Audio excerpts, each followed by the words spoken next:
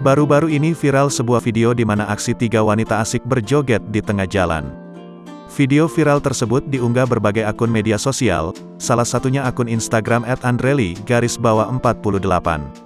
Aksi joget wanita tersebut sontak mendapat perhatian para pengguna jalan dan warga sekitar yang sedang ramai di sekitaran lokasi.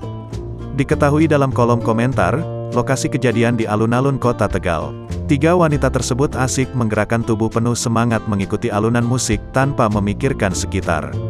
Terlihat warga memenuhi lokasi tersebut karena lokasi tersebut adalah sebuah alun-alun di mana warga menghabiskan waktu untuk bersantai maupun mencari udara segar. Sontak aksi tiga wanita tersebut mendapat beragam komentar warganet.